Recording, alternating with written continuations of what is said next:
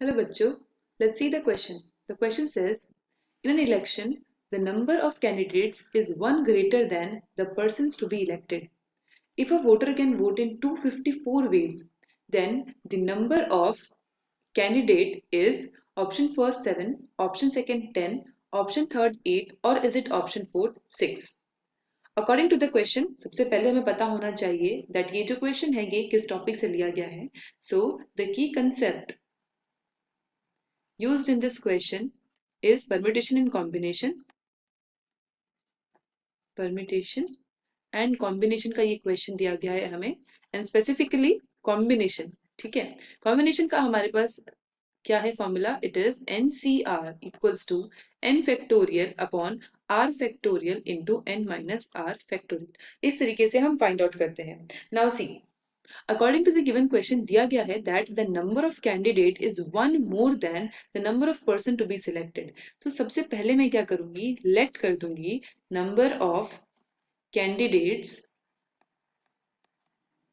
be n and number of persons to be selected, number of person to be selected is कितने select होंगे कितने elect होंगे. That is the number of candidate is one greater than the number of person elected. यानी जितने number of candidate है उसमें से एक कम हमारे इलेक्ट होंगे. So it will be n-1. तो जो वोटर्स हैं वो वोट कितनों के लिए करेंगे? n-1 के लिए वोट करेंगे हमारे वोटर्स. ठीक है, दिया गया है if a voter can vote in 254 ways. तो देखिए हमारा जो एक वोटर है, for example A is a voter, he can vote in 254 ways. तो यानी जैसे पहला कैंडिडेट है, दूसरा कैंडिडेट है, तीसरा, चौथा, अप टू एन कैंडिडेट्स है.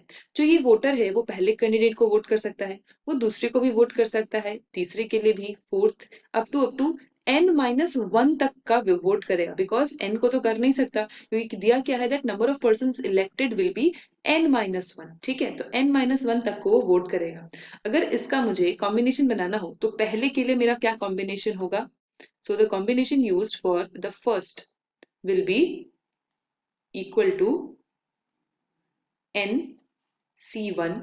सिमिलरली दूसरे, अगर दूसरे को भी वोट कर देता है मेरा वोटर तो होगा NC2. तीसरे को भी वोट कर देता है तो NC3. Similarly this will go up to NCN-1 and this is equals to 254 because total दिया गया है दैट 254 वेज में वोटर वोट कर सकता है. अब बस मुझे इसे सॉल्व करना है एंड n की वैल्यू फाइंड आउट करनी है. Now see what I will do, I will add and subtract NC0 and NC1 on the left hand side. अगर मैं यहाँ पे NC0 ऐड कर दूं 1 plus NC2 plus NC3 plus up to plus NCN-1 and यहाँ भी plus NCN. तो मैंने क्या कर दिया? NC0 NCN ऐड कर दिया. सो सब्ट्रैक्ट भी करना पड़ेगा तभी बैलेंस होगा, तो सब्ट्रैक्ट भी कर देंगे minus NCN and equals to 254. अब देखिए I know that the value of from NC0 plus up to plus NCN, इसकी वैल्यू क्या होती है? It is 2 raise to the power n. And यहाँ पे NC0 की वैल्यू होती है 1, NCN की क्या वैल्यू होती है 1. तो -1 विल बी -2. तो this will be 2 raised to the power n -2 equals to 254. As I solve this, what I'll get? 254 equals to 2 raised to the power n will be equals to 256. So यहाँ पे हम लोग लिख लेंगे 2 raised to the power n हो जाएगा यहाँ पे. So